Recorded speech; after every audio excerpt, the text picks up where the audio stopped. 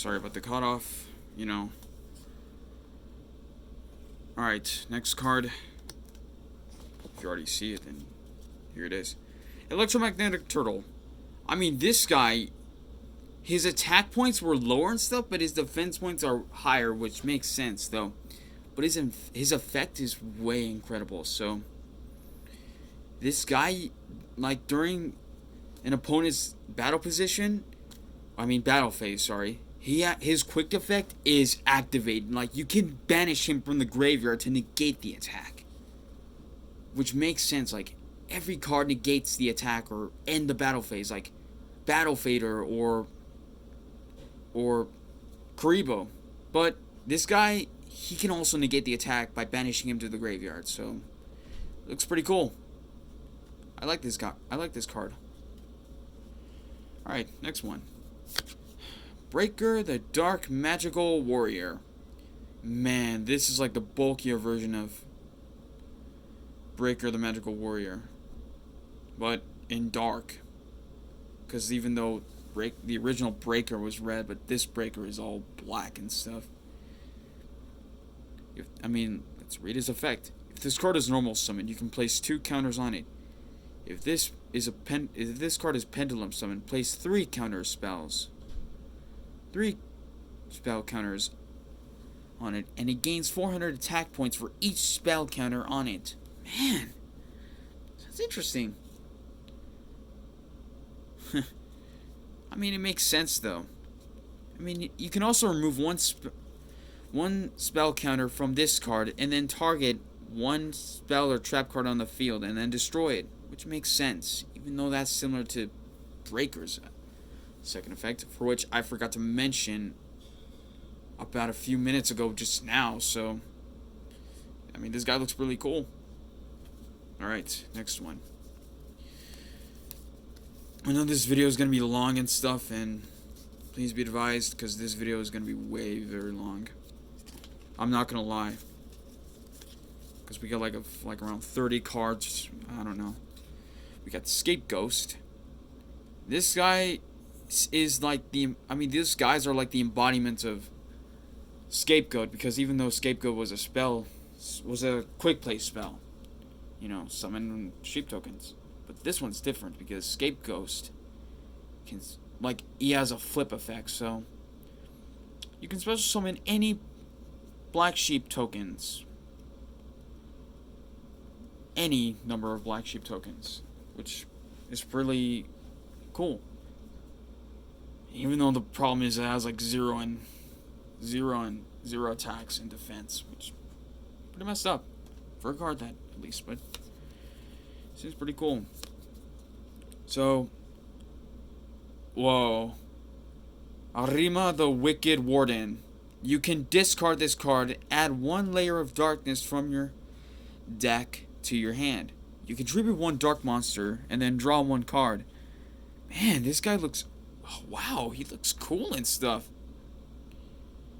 I mean, the creepy part, he has like an eye and stuff. He's like the dog version of Yubel, but cooler and darker.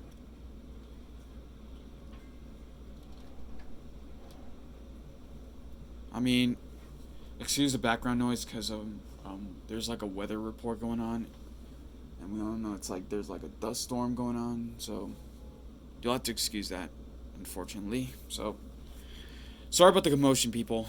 Yeah, I just wanted you guys to see this video. Ignore the background noise and stuff. So, anyways, this card looks really cool.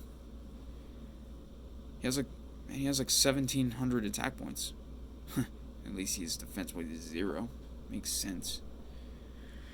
And you can also add 1 dark monster with 2,000 or more defense from your deck to your hand instead. Makes sense. To activate this card, by the way, to tribute it. And we have another Arima. Like I said earlier about the box, because even though this structure deck contains like 3 copies of this guy, which is the last one, so that's it. But JK, there's like 3 more monsters, and then next step is like spells and traps now. Anyways, Dark Shade, the Sinister Shadow Lord. Wow. You contribute any dark monsters and then special summon this card from your hand, and if you do, it gains 500 attack points for each monster you tributed. Man, that looks really cool. This card is normal special summoned. You can target one level 5 or higher in your graveyard. It's like, he's like the monster version of Monster Reborn, but even cooler and stuff, because it makes more even sense. The art looks really cool and stuff, but the creepy part is like, there's a hand right there. Oh my god. I know. Pretty dark. Fun fact. Some Yu-Gi-Oh cards are like censored because, you know, inappropriate reasons and religious reasons, but I'm not going to talk about that. So anyways, Clock Wyvern, which is a Cyberse. If this card is normal or special summon, you can half the card's attack, and if you do, special summon one clock token. Cyberse win. But the problematic with those tokens is that they have like the least attack or any higher attacks, because, you know, there's always one comes with tokens. But this guy looks really cool. I mean, for Cyberse, it makes sense and sounded very catchy but interesting. Should have been like lighter instead of like wind, but makes sense. We got the last monster card, and this is, oh god, Tenye Spirit Vishuda. He looks similar to Calamity Ganon, but different. I mean, that looks really cool and stuff. And he's a worm. Wow. If you control no effect monsters, you can special summon this card from your hand. If a face-up non-effective monster, you can banish this card from your hand or graveyard, then return one card your opponent controls. Return it to the hand. This seems pretty cool. I like how the gimmick and the art stuff, and yeah, that looks similar to, you know, well, or should I say Zelda reference or Zelda vibe, but yeah, it's really cool. Alright, next stop, the spells. So, Swords of Ravine Light, and what this does, activate this card, 3 turns, and then, well, an opponent cannot attack unless it's 3 turns, so, yeah. Monster Reborn is like the best one. You can target one monster in either graveyard and then special summon it. This used to be banned, but not anymore. Book of Moon. It's a quick play spell. I heard it was pretty bad though, because, you know, you get to target one monster on the field and then change that target to face that defense position. Because I know this quick play spell sucks. It's horrible. Because that's the annoying card that nobody even likes. Way worse than Toon World. So, next one. Enemy Controller. Yep, I know what this does. Like, it has like 2 effects. Target one monster your opponent controls, and then change that target's attack position. Or the second effect is you get to target one monster and then control it. And then control the opponent's monster. Like controlling an actual video game in reality. Pot of Avarice, target 5 monster in your graveyard. Shuffle all 5 into the deck, and then draw 2 cards, which is the related version of Pot of Greed. Even though Pot of Greed was actually banned in Yu-Gi-Oh! History. So, anyways. March of the Monarchs, a continuous spell. This is actually supports to the Monarchs, because actually Monarchs were the embodiment of elemental heroes and stuff, you know, similar to Bionicle and stuff. Tributes summoned monsters you control cannot be destroyed by cards effects.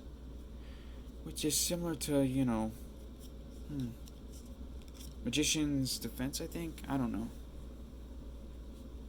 Also, neither player can target them with cards effects, and you cannot special summon monsters from the extra decks. You can only special summon monsters from the extra deck. You know. Supply Squad, a continuous spell. If a monster you control is destroyed by battle or card effect, draw 1 card. I mean, this card looks ridiculous. I mean, who needs continuous anyways? Card Advance, I know what this one does. It just look up 5 cards from the top of their deck and, you know, place them on the top and then tribute summon a monster.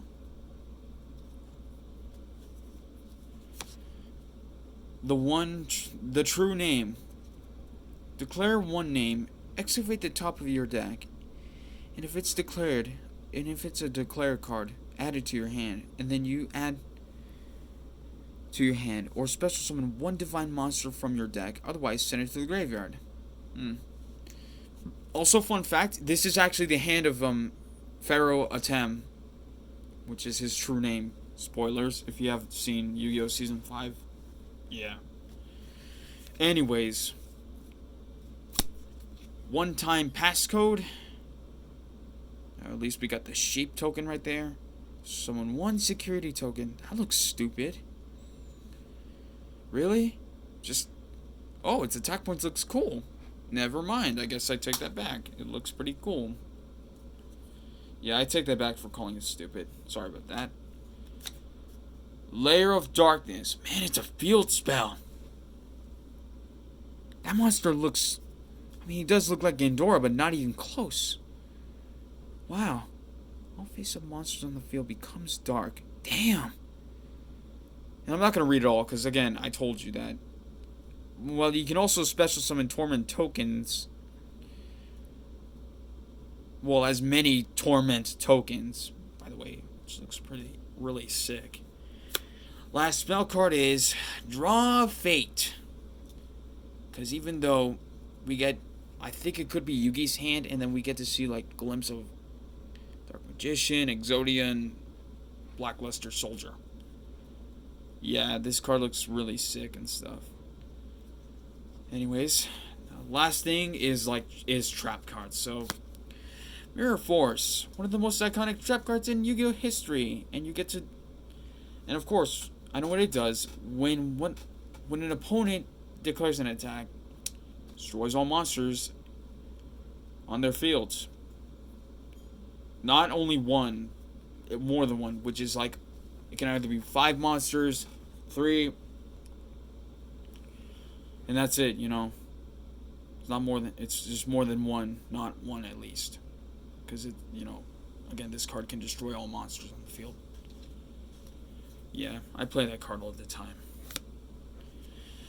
Reckless Greed. Draw 2 cards and skip your next 2 draw phase. I mean, this card, that sounds ridiculous. I wonder what this guy looks like. The greedy version of Harrison Ford from Indiana Jones. Of course, he played the titular character, but... I mean, I'm joking, of course. Metal Reflect Slime. I know what this thing can do. You can special summon this card in defense position as an effect monster, because even though this card used to be used by... Actually, it was used by Merrick Ishtar. If you guys already seen the 2nd season of Yu-Gi-Oh, which is the Battle City arc, he did play this card. I think he only plays like 2 copies of Metal Reflect Slime. It's really cool. The Golden Apple. When you take battle damage, you control no monsters. Gain light points equal to the battle damage you took. And if you do, special summon 1 Malice token. Yeah, I mean, it sounded really cool and stuff. One of my friends, well, my best friend used to have, like, had this card and stuff, but I'm just trying to teach him how to play, you know, Yu-Gi-Oh! And stuff, because he's still learning. And the last card is Back to the Front. Wow, that looks ridiculous, man. That order looks ridiculous. Target 1 monster in your graveyard, special summon it in defense position. I guess I take that back again, because this card looks really cool. Which makes sense. What is up with that nurse? What is up with that doctor dressing up in a nurse suit anyways? Look ridiculous. Nurse dress, sorry. And that's it. Looks really cool and stuff. I mean...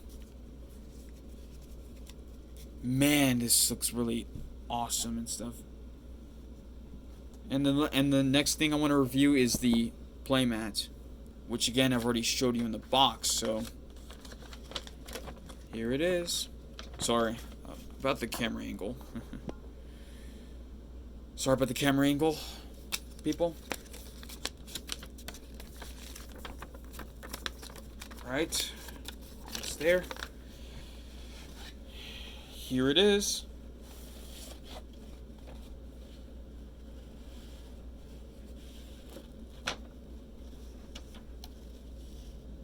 That looks sick. And there is some instructions that you get to have and stuff, because even though these were just instructions, and plus you can also get like this. I already got that, the 2020 10 of Lost Memories and stuff, and even have the maximum gold. And this is the legendary duelist 6 I'm talking about, which is the Rage of Ra. And then we get to see Merrick Ishtar, and behind him there's like Egyptian god Slime and the Winged Dragon of Ra and stuff. And yeah, the playmat looks really cool and stuff. So yeah, alright, that's it. This is the video I had. So thank you guys for watching. I hope you enjoyed this video and stuff. Don't forget to subscribe and click like on this video. And if you guys want to, you know, if you guys are duelists, then maybe one of these days I get to meet you guys in person, and then maybe we can duel, because I have like cool cards and stuff. And then yeah, but I'm not gonna give you but Jake, just kidding. No, unfortunately, not necessarily, because I'm not gonna say my real name or my address and stuff, because it's personal. But if you guys are interested in getting this this box, go find it. It's in stores everywhere. But like I said earlier, I forgot to mention that I just said just kidding, because I'm not gonna see you guys in person, because I'm not supposed to, like, you know, say my real name, put my address and my phone number, because those are, you know, confidential and stuff. But yeah, I'm just reviewing this card and stuff, and even the playmat, so especially the box itself. So yeah, again, it's in stores everywhere. So thank you guys for watching. Again, don't forget to subscribe and click like on this video. And then don't forget to hit the bell icon as well. So thank you guys for watching. And again, like I said, I don't want to give out my real name, my phone number, and address, because those I have to keep it to myself. So yeah, thank you guys for watching. Goodbye.